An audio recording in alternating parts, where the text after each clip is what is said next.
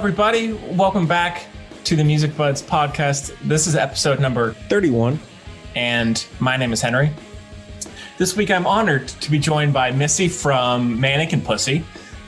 Missy, thank you so much for taking the time to talk. I really am a huge fan of the band, and it means a lot for you to take the time, so thank you.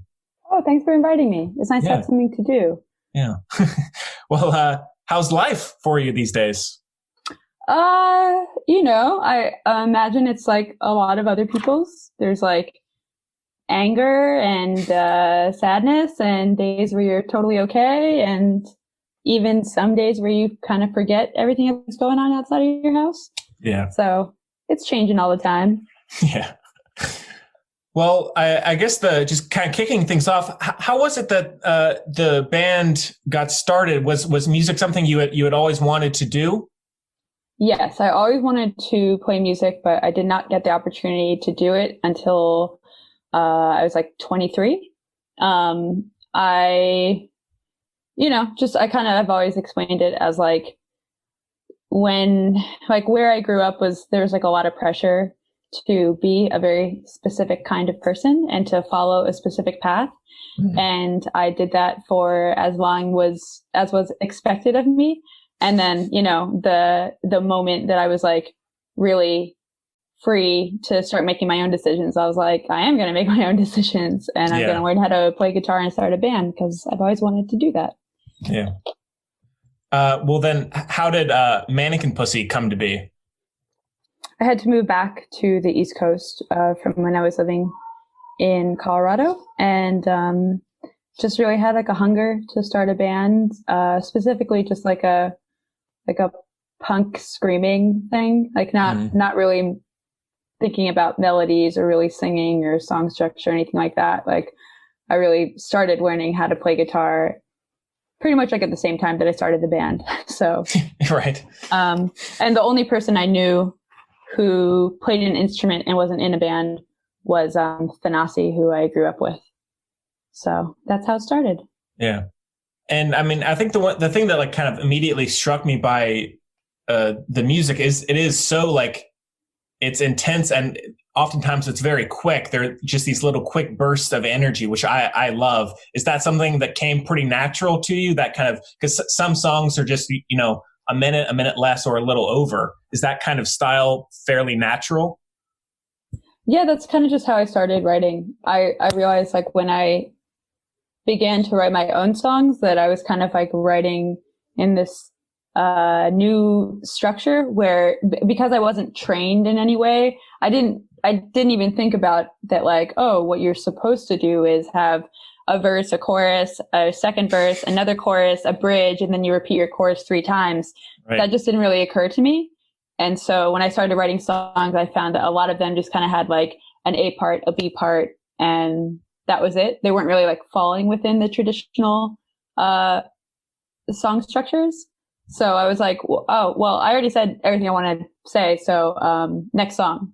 Yeah. Like I don't want to feel pressured to like do more than I want to. So yeah, that's kind of where they came from. And I was like, I think it's effective if it's a minute 30. I don't need to pretend like I have any more to say in the song. It's, it's in and out. It's great. Yeah. And I mean, like, of course we can talk about, your different albums, but Romantic, the second album, that's what the music I first heard of yours. And I wanted to make sure to tell you, to be kind of like personal.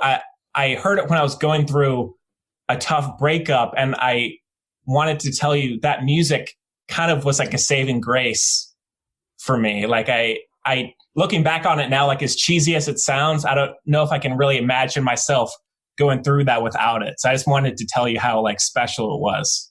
Oh, I'm really happy that you found it when you needed it. Yeah. I mean, that's like one of the kind of, I think, magical, ethereal qualities of music is that it does have this way of just like, oh, wow, I heard this song at a time where like everything about it makes sense to what's going on in my life. Yeah. Well, now who were, growing up, who were some artists that you first connected with musically? Karen O was, and the Yeah-Yeahs were like one of my most listened to growing up. Yeah. I've loved that band for so long. And I think that was definitely the first time that I saw like a female front person in a band. I was like, oh wow, like rock music maybe isn't just for men. This could be really cool. Like maybe I could have a band too, but it would still be many, many years. And then, you know, like I loved a lot of like the pop punk from back in the day. Sorry, I'm putting my you're fine, silent. Yeah. Like I listened to a lot of like Blink-182 and Sum 41 and that stuff. But so it is like, it's sometimes surprising to me now when people are like, oh yeah, pop punk's so popular. I'm like, really? Like, yeah. Like I loved it when I was in high school, but then I'm like, oh wow, that's kind of amazing that it has like the genre has such like a staying power. Yeah. It's incredible. I mean, that's what I listen to like all the time. So, you know, I'm one of the group. Yeah. Yeah, mostly like MTV bands, you know, like I definitely grew up in the generation of like the music that was presented to me all came by way of like MTV Unplugged or TRL and stuff like that. So whatever was on there is kind of what I was absorbing. And I think back then too, my musical tastes were all over the map. So I think that is probably why we don't really write in a specific genre on our records. It's just like, there's just so many different inspirations coming from different places. Yeah.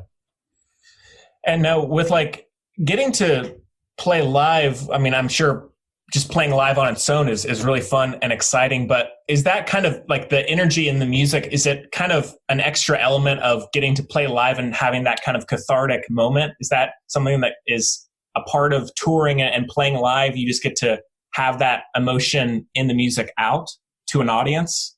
Well, yeah, I mean, I think that's like what a live performance is at its essence. It is like it's a performance, and it's such a.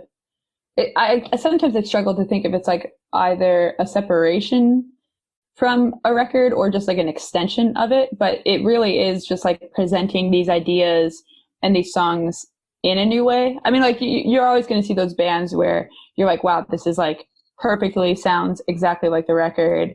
And that's impressive in a lot of ways, but I always saw the live performance as its own kind of art form and this own opportunity to like really be in a room with people who are collectively experiencing something at the same time and kind of able to, you know, scream and cry and shout and sing. And there's just like nothing like the energy that happens at a live show when it's a good show. Sure. Yeah. Talking about the energy and the music with the most recent album, Patience, like there's the song Cream, which has this like crazy great build to it and then release. I mean, I find it very cathartic. What is it about like the ideas in some of those songs that I guess allowed the songs to come to fruition, like if that makes sense? Of Patience? Yeah. Sometimes your entire world burns down and you have to rebuild it. Yeah. I mean, and I think what's with that is there are really intense, there's happy moments, there's sad moments, and there's angry moments, you know? And so it's not just, it's one emotion. And as you're saying, like there's kind of the destruction of things and the rebuilding. Yeah. So I really love that. Yeah. I think albums are like an extension of the grief process, you know, like there's 5 stages of grief. And so kind of each song might fall into a different category of what that is, whether it's like your denial, your anger, what is it, bargaining else, and acceptance. So I like the idea that an album kind of like takes you on the whole journey of like what it means to go through the process of grief. Yeah.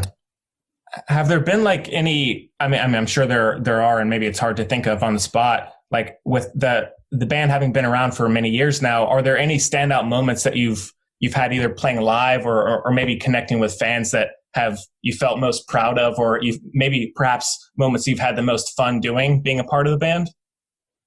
Making the Drunk 2 music video is my probably like gold star experience with a part of the band. I'm not someone who's like a real, like, I'm not a lone wolf creator. I really, like, I only know how to say it in like a perverted way. Like, I really like get off on like having a talented group of people come together and like create something and everyone using their individual talents to do something. Yeah. And I think that we often overlook just how many people are involved to create something. And because it's easier in a narrative way, it's easier in a media way, it's easier in like a whatever way to just like kind of focus on one person and paint them as the thing. But like a band is a collaborative process, and then making music videos or like doing anything with the film side or the visual side, again, that's like getting all these different people who have these talents that you don't have, but you can direct to them like, oh, this is the vision. Are you in or are you out? And if they're in, then you get to like dig into it really far. And I don't know, just, I feel like Patience and that music video specifically were like going from being able to birth an idea completely in my mind, like being able to like hear an entire record in your head and then actually get to listen to it out loud is like, holy shit, we did that. And then like seeing an entire like series of images in your head, and then you make that video. You're like, oh wow, we did that. Somehow we actually like pulled it out of our brains. Yeah. And that to me has been like one of the best things. And it sucks because like COVID shut down some music videos that I wanted to make earlier this year. So I'm really hungry to make some more. Yeah. And with speaking on the year, which has just been insane, like, have you been able to do have you been maybe taking a break from things, or have you been still communicating and maybe coming up with songs, or what's the year been like in terms of work wise? I mean, it's weird because like you have to like make your own work in this world, you know, like there's not a lot of times where someone's going to like approach you and be like, oh, please make this, here's some money. You have to be the one to like prove to people that you have an idea and okay, now help me. Yeah. Back in March though, I think I was like really naive. Like I was like, oh, is this going to be like, I mean, this isn't awesome, but I was like, oh, this will be fine. Like it'll be a couple months. I'll just work on a ton of music. I'll like finally learn how to produce my own stuff at home and get my home studio set up. And then I just had like all these ideas of like, and really romanticize like what life in quarantine would be like. Right. And then I think reality set in, and then the depression set in, and then I was like really unable to make anything for a very long time. So it was just like trying to get through it.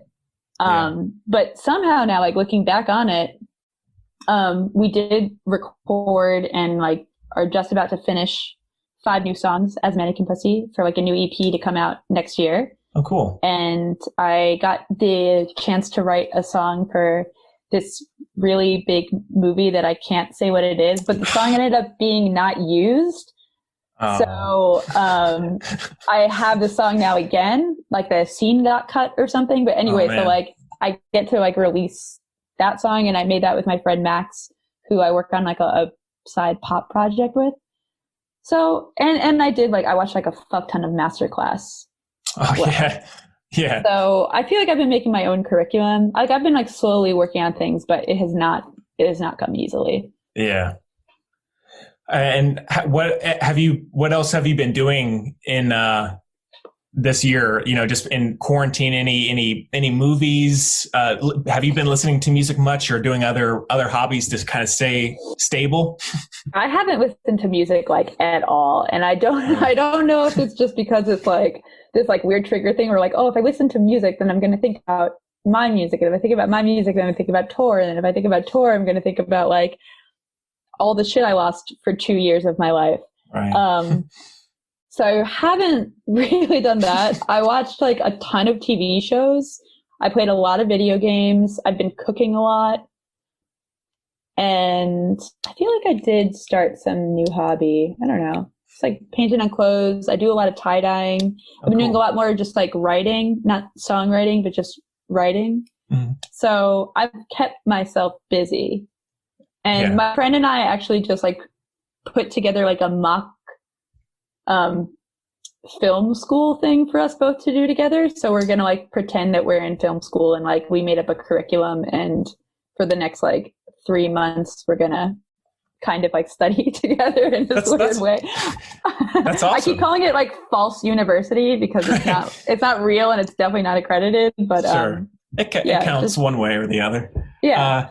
Well, now, I mean, that's brings up a point, because I also do the Film Buds podcast, which is like just movie reviews and things like that. What movies, TV shows have you've been watching? Okay, so for TV shows, my favorite ones this year have been the new Pen 15. Hulu had a lot of my favorite shows so far this year. Pen 15, The Great, which is about, I think, Catherine the Great. She was the Russian empress. It's like the most horny period piece I've ever seen. It's so good. And then Dave was also really funny. La Veneno, which is this new series that's on HBO Max, is like this incredible story. It's a Spanish TV show about the most famous woman who is transgender and a prostitute in Spain. And she had a book that was written about her, I think like in the late 90s or early 2000s, but they turned her life into this like incredible TV show that really like blends a lot of like reality and fantasy. It's just like unlike any show I've seen. So those have like really stood out to me. And then movies, I really liked Black Bear. I haven't seen that yet. I've been wanting to. It was really, really good. And I watched The Sound of Metal. That is a movie I was just thinking about a lot. Oh, yeah. Yeah, I feel like I can only like recall like I watched like Terminator Dark Fate. That was really good. Oh yeah. I'd never seen Pretty Women before until this year. Turns out it's a good movie as well. It's a fun time, yeah. I don't know. There's just been like a ton of stuff I've been watching and indulging, but I'm like, am I like, am I like, I have a really bad memory, so I can't even think more than like a month ago. Yeah. Or 2 months ago. So yeah, that's about the same for me. So I feel that. Well, now, what about video games? I've been playing this game called Unravel, where you're this little like creature made of yarn, and you just go and traverse this landscape, and it's very relaxing. Oh, that does sound really nice. Yeah. I've played a lot of video games too. Stardew Valley is a constant. I started this new game, Spiritfarer, which is really cool. I played The Last of Us 1, but I didn't want to play The Last of Us 2 because I was like not emotionally ready for it. And then Zelda Breath of the Wild, Ghost of Tsushima I played, and then I am now playing Cyberpunk. I'm like, and I know it's like very controversial. Right. So but I like really want to see it through. I'm like, I'm not going to get a refund. Fuck it. I just like, I feel like video games are buyer beware. Like you're not always going to like a video game that you buy. And that's, it's the way but it was super hyped. Yeah. So, the beginning was super slow. I will say I was like really bored in the beginning, but now it's starting to pick up and I'm like, okay, this is cool. Yeah. Well, Missy, I mean, there's, different things we could talk about. Is there anything else in particular? I mean, I guess we've already talked about what's coming next for you. Is there anything else I haven't touched on in particular that you'd like to bring up about Mannequin Pussy? Anything else coming up, or just any general thoughts? It's okay if not. I just don't want to leave anything that said. I don't have any like that much like plugs I'm thinking about right now. There's not that much going on, but I feel like next year, like the first couple of months, I'll be definitely like making myself busy with different projects. So I am hoping by like March, or hopefully earlier, we'll be able to like kind of start putting out new music. I forgot how like long the process takes. Like I was so delusional a few months ago where I was like, oh hell yeah, like we're going to record this in August, like it'll probably be done by September. We'll put it out in October. And then I was like, wait, why would I think any of that would happen? It takes like months to prepare something. Yeah. So I've just been like so antsy to feel like I did something this year. But yeah, when I think back on it, I'm like, oh, I did do something that I can be happy that I did. Yeah. Yeah. I mean, I think this year, I think just with everybody one way or the other has kind of flipped things 180 and just caused an absolute kind of mind fuck. So you're not alone there. It's kind of what we were talking about in the beginning. I'm like, sometimes the world burns down and then you just build it back up. Yeah. But I just, there's obviously like a lot of like conflicting theories and opinions as to how it should be built back up. Yeah. Missy, I mean, I really appreciate, again, you taking the time to talk. The band is a very frequent part of my week, and, it's done me a lot of good over the years. So thank you for the music you've made. Oh, I'm so happy you enjoy it. It really means a lot to me. I think so many people, like, you always kind of feel like you're creating in a vacuum. And then, especially like after Patience came out, I was like, oh, wow, like people listen to our band. Yeah. Like, people are going to listen to this. This is like really cool. And it feels really good to have that community. Like, especially this year when everything stopped. Like the one thing I didn't mention it earlier, but like so much of my time since March has been spent just doing mail orders. Oh yeah. So I think I've shipped like almost like 3,000 packages from my house. Oof. So that's like a full-time job in and of itself. Oh yeah. It's been just like shipping things. So yeah, like I have like a fucking merch warehouse in my basement, and I'm really lucky that I don't like live in a 1-bedroom apartment anymore. Right. So, but it's like every time like I am touching every single one, I'm packing it all myself. It's like really reminded me like, oh my God, there's like this huge network and there's this huge community of us who really like experience emotions the same way and feel the same way. So it really means a lot to me that it is part of your life. And that, I mean, just that I get to make music that gets to be part of people's lives is really cool. It's very humbling. Yeah. Missy, thank you again. And, you're welcome back anytime. If some other, the next EP or something rolls around, you're welcome to come back. And, yeah. Oh yeah, of course. I love it. This was so much shorter than I expected. Usually when I've done podcasts, it's like 2 hours long. Yeah. I mean, I changed it up, it was really nice talking to you. Yeah, you too. Thank you so much, Henry. Yeah. All right, everybody. I think that is about it for the show this week. Please follow the podcast on Facebook, Twitter, and Instagram at The Music Buds. Please rate and subscribe. And yeah, we hope you enjoyed it as much as we did, and we'll see you next time.